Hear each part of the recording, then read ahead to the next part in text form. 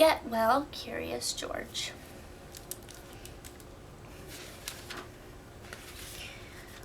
George was a good little monkey and always very curious. But one morning, George wasn't feeling quite as curious. "What's wrong, George?" asked the man with the yellow hat. George sneezed and pointed to his throat. "Does your throat hurt?" asked his friend. George nodded his head yes.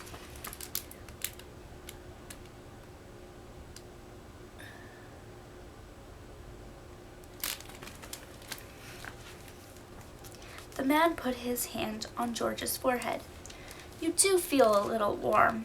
It looks like you may have a cold. You may have caught a cold." George was confused. How do you catch a cold? He didn't remember playing catch yesterday. "I'll call Dr. Sinha's office and make an appointment. In the meantime, you should lie down and rest." The man found a thick, cozy blanket and fluffy pillows. George happily climbed onto the couch. He brought George a glass of orange juice, crayons, and a coloring book, and put George's favorite cartoon on the television.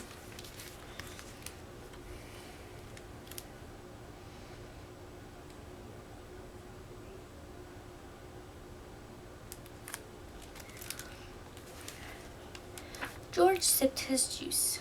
It felt good on his sore throat. He colored a few pictures. He watched a cartoon. Soon his eyelids started to feel heavy. The warmth of the blanket and the pillows and the sounds from the television slowly lulled George to sleep. Before he knew it, it was time to get up. "George, we need to leave for your doctor's appointment," said his friend as he gently rocked George awake.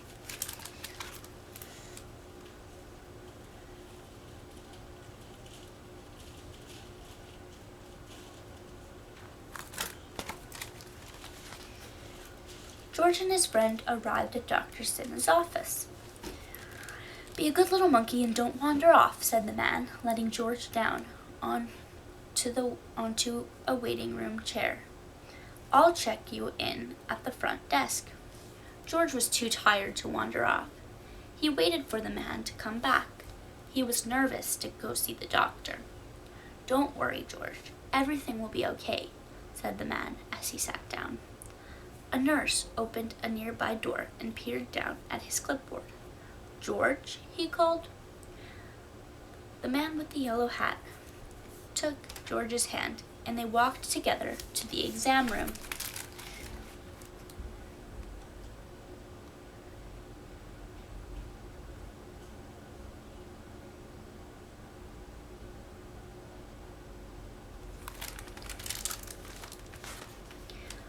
"Hi, George," said Dr. Sinha. "I hear you are not feeling well." George nodded his head. "Well, let's take a look." Dr. Sinha examined George's sore throat and took his temperature. "It looks like you've gotten yourself a cold. Drink plenty of fluids like orange juice and get some rest," she said. "Here's a treat for being such a wonderful patient." Dr. Sinha reached into her pocket and pulled out a sticker that read "Superstar Patient." George felt a little better already. He didn't need to be worried about seeing the doctor after all.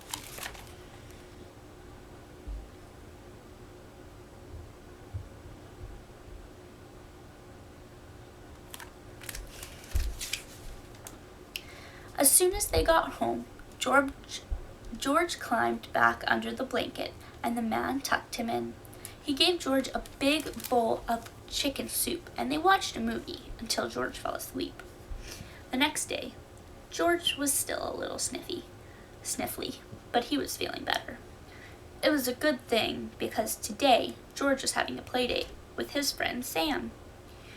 "I'm sorry, George," said the man, "but I think we should postpone your play date. I know you're feeling better, but you should still take it easy today. Besides, you won't want Sam to catch your cold, would you?"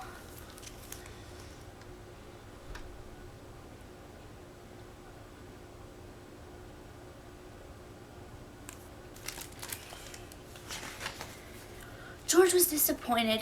He had been looking forward to seeing Sam. Reluctantly, he snuggled onto the couch. "I need to go to the store. I'll be right back," said his friend. "Remember, Dr. Senna said you need plenty of rest and fluids." That gave George an idea. If rest and fluids made him feel a little bit better today, maybe a big dose of both would cure him of his cold by tomorrow. Then he could play with his friend.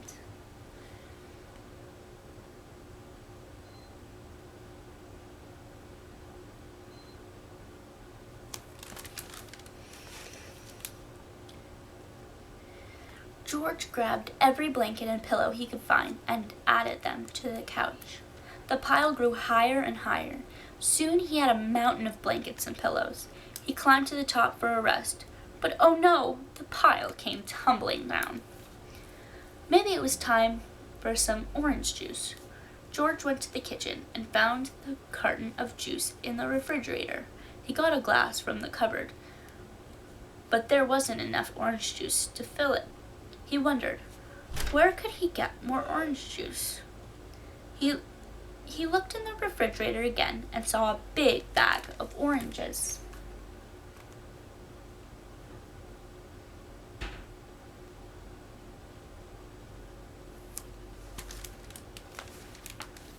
George knew orange juice came from oranges. If he squeezed all of the oranges in the bag, then he'd have plenty of juice. He squeezed one into his glass, but only a little juice came out. He tried squeezing two at the same time, but he still didn't get much juice. George had an idea. If he squeezed all the oranges at the same time, maybe he could fill his whole glass. He squished the bag first with his hands, then with his feet. The bag was filled with juice. Maybe if he jumped on it, even more juice would come out.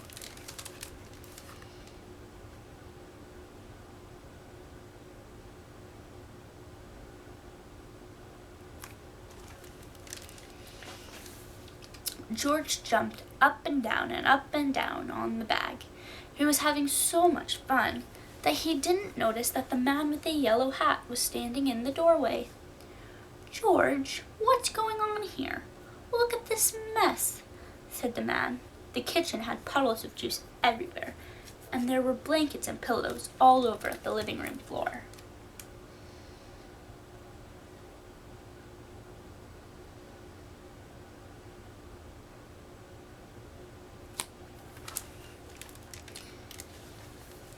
George pointed to the orange juice and then the blankets. "Oh, were you trying to follow Dr. Senna's orders?" asked his friend. George nodded. The man smiled. "Well, this might make it easier." He pulled a new carton of orange juice out of his grocery bag. He filled George's glass with juice.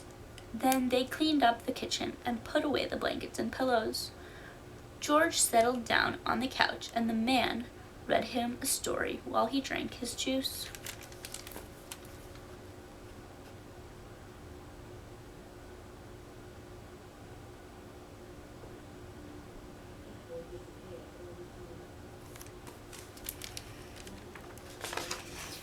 The next day, George was finally able to play with his friend Sam. George was finished with catching colds. He was ready to play catch for real.